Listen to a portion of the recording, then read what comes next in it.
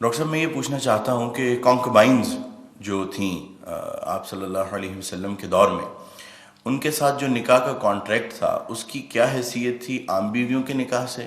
مختلف کیا تھا اس میں؟ اور ان بطور بیوی ان کی حیثیت کیسی تھی، اور ان کے ساتھ کس طرح کا معاملہ کیا جاتا تھا، اور بعد میں وراثت میں ان کا کیسا حصہ تھا؟ نیز یہ کہ کیا آج ان کی کوئی شکل معاشرے میں، کسی بھی معاشرے میں کیا باقی ہے یا اس کی کوئی اجازت ہے؟ دوسرا ڈاکٹر صاحب یہ کہ اگر اس کو ایلیبریٹ آپ کر دیں تو ساتھ یہ بھی بتا دیجیے گا کہ سورہ نساء کی جو آیات ہیں، آیت نمبر 4 اور 24، جس میں وما ملکت ایمانکم ان کے بارے میں آیا ہے، ان کو زیادہ ایلیبریٹ کرنے کے لیے کون سی تفسیر بہترین ہے جس کو پڑھا جا سکتا ہے، اگر آپ کو اس وقت آپ ریکال کر سکیں؟ جزاک اللہ۔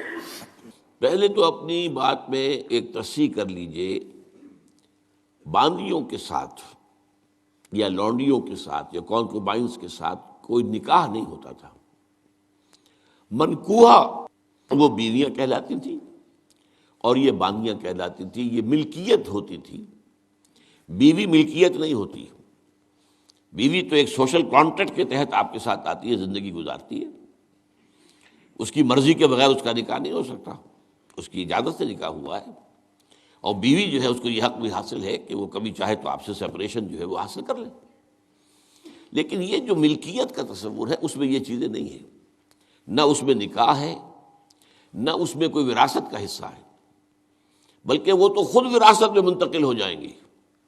اگر کوئی شخص جو ہے اس کے کچھ باندیاں تھیں تو اس کے انتقال کے بعد وہ اس کی ملکیت ان کی جو ہے جیسے اور پراپرٹی جو ہے وہ منتقل ہوگی، اولاد کیسے ہو جائے گی؟ تو پہلی بات تو یہ، چاہے اچھی لگے چاہے بری، لیکن آپ اس کو سمجھ لیجئے ایز سچ کے جیسے وہ تھا معاملہ۔ ہمیں اس کے اندر جو ہے وہ کچھ اس کو پیلیٹیبل بنانے کے لیے اور اس کو جو ہے اس کے اندر کوئی ترمیم نہیں کرنی چاہیے۔ سٹیٹس جو ہے باندی کا، کانکوبائنز کا، وہ یہ ہے جو میں نے آپ کے سامنے رکھا۔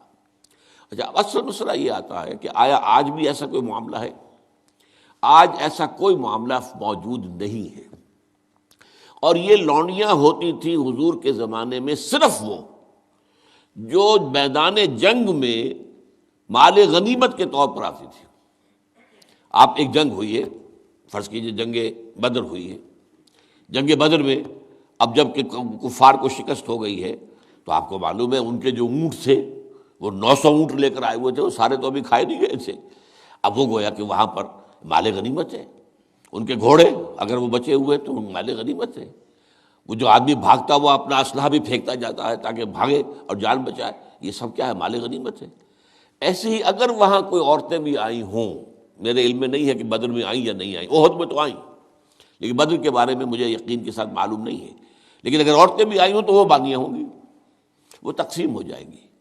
یہ جو اصل غلام کا اور باندی کا تصور ہے اسلام میں، یہ پی او ڈبلیو کا حل ہے، prisoners of war, what to do with them. یا تو اب آپ جو ہے بڑے بڑے جو ہے کنسنٹریشن کیمپس قائم کر دیجئے، ان میں پڑے سڑ رہے ہیں، وہ سب کے سب جو ہے کنسنٹریشن کیمپس کے اندر ہوتے ہیں۔ اب وہاں پر ان کا کیا معاملہ ہے؟ تو ان کے لیے اگر وہ مرد ہیں ان کے لیے ان کی کوئی جنسی تسکین کا کوئی سامان نہیں، اگر عورتیں ہیں ان کی جنسی تسکین کا تقاضے کا کوئی سامان نہیں۔ ہاں، کھانے پینے کو تو ظاہر بات ہے کچھ نہ کچھ راشن واشن جو ہے وہ تو جو بھی دنیا میں پی او ڈبلیوز کا معاملہ ہوتا ہے کھانے پینے کو دیا جاتا ہے۔ اسلام نے یہ کیا ہے کہ بجائے اس کے کہ پی او ڈبلیوز جو ہیں وہ اسلامی بیت المال پر بوجھ بن جائے، انہیں ایبزارب کرو معاشرے کے اندر، انہیں تقسیم کر دو لوگوں کے اندر، اور ان کی حیثیت غلام کی اور باندی کی ہوگی۔ انہیں آپ کو کھلائیں بھی وہ، حضور فرماتے ہیں جو خود کھاتے ہیں وہ کھلائیں، جو خود پہنتے ہو وہ پہناؤ، اچھے سے اچھا سلوک کرو۔ پھر ان کی ایمنسیپیشن کا ایک سلسلہ شروع کر دیا گیا، فلاں اگر تم سے گناہ ہو گیا ہے تو کفارہ یہ ہے ایک غلام آزاد کر دو، قتل خطا ہو گئی ہے، وہاں تم سے غلطی سے تمہارا ارادہ نہیں تھا، کوئی تمہارے ہاتھوں مارا گیا ہے، گولی چل گئی تم سے اور کوئی شخص جو ہے وہ مر گیا ہے، اس کے لیے بھی وہ غلام جو ہے آزاد کرو۔ گناہوں کے کفارے میں غلاموں کو آزاد کرنا، پھر غلاموں کو آزاد کرنے کی تلقین، نصیحت، پرسویشن، یہ نیکی کا بہت بڑا کام ہے، غلام کو آزاد کرو۔ یہ ساری چیزیں جو ہیں اس کے ذریعے سے ایک دفعہ انہیں سوسائٹی میں جذب کرنے کے بعد وہ علیحدہ ایلیمنٹ نہیں رہے، اب سوسائٹی کا حصہ بن گئے، وہ ایک گھر کے اندر ہیں، وہاں رہتے ہیں، ان کے ساتھ جو ہے ان کے مالک ہیں، اور اسی طریقے سے ان کو رفتہ رفتہ ان کی ایمینسیپیشن کا بندوبست کیا اسلام نے. اور اس میں آپ کو معلوم ہونا چاہیے اس درجے ایمینسیپیشن ہوئی ہے کہ ایک وقت ایسا تھا عالم اسلام میں ساری حکومتیں غلاموں کی تھیں. مڈل ایسٹ میں ممالک کی حکومت، مملوک کہتے ہیں اس کو کہ جو کسی کی ملکیت ہے، غلام ہے. ممالک بڑے بادشاہ ہوئے. ہندوستان میں جو دہلی میں پہلی حکومت قائم ہوئی ہے وہ کون تھے؟ خاندان غلامہ، قطب الدین ایبک اور یہ بلبن، ایسے ایسے شاندار، اور جو ہے اور یہ التتمش، یہ کون تھے؟ غلام تھے. ہمارے بڑے بڑے دین کے علماء ائمہ غلام، چنانچہ بڑے علماء اساتذہ غلاموں میں سے. تو اسلام نے یہ راستہ اختیار کیا ہے. البتہ آخری سوال کا یہ ہے جو میرے اپنے ذہن میں ہے کہ اسلام نے اس انسٹیٹیوشن کو فائنلی ایبروگیٹ کیوں نہیں کیا؟ ایبروگیشن، جیسے آپ کو معلوم ہے سود کا معاملہ چلتا رہا، آخر میں آ کے سن 9 میں فائنلی طے کر دیا گیا حرام، اب اس کے قریب مت پھٹکو. اس کی حکمت میرے نزدیک یہ ہے کہ یہ خالص اسلامی جہاد ہونا ہے قیامت سے قبل ایک مرتبہ بہت بڑے پیمانے پر، جس کو کہا گیا ملاحم، اور جس پر پورے پورے باب جو ہیں وہ احادیث کی کتابوں میں ہے.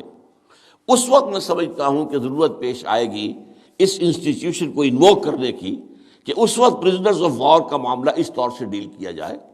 لیکن اس وقت تک کسی آزاد انسان کو پکڑ کر غلام بنا لینا بہت بڑا گناہ ہے، ناقابل معافی گناہ ہے، کسی کو حق حاصل نہیں ہے. یہ جو امریکنز لے گئے تھے، آپ کو معلوم ہے یہ افریقہ کے مغربی ساحل کے ساتھ ساتھ وہاں سے یہ لوگ لے کر گئے پکڑ پکڑ کر ان کو، افریقیوں کو، اور وہاں جا کر انہیں غلام بنایا ہے اور شدید ترین جو ہے سختیوں میں انہیں رکھا ہے. یہ معاملہ اسلام میں نہ کبھی ہوا ہے، نہ اس کی کوئی اجازت ہے. کسی غلام، کسی آزاد انسان کو پکڑ کر زبردستی غلام بنا لینا، اس کی نہ کبھی اجازت رہی ہے نہ کبھی ہوگی. البتہ پرزنرز آف وار کے معاملے میں یہ شکل ہے جو اسلام میں رہی ہے، اور ہمیں اسی طریقے سے سمجھنا چاہیے. چاہے ٹھیک ہے دنیا اس کے اوپر فکرے چست کر دے گی یا کوئی اس کو کہے گی، پاس بہت سی چیزیں ہیں کہ جو لوگوں کے عام جو مزاج اس وقت کا ہے وہ اس میں وہ ذرا آسانی سے وہ بات جو ہے ان کے ذہن کے اندر اترتی نہیں ہے. لیکن we have to be faithful کہ دین کی اصل تعلیم کیا ہے، اسی کے ساتھ جڑے رہنا چاہیے.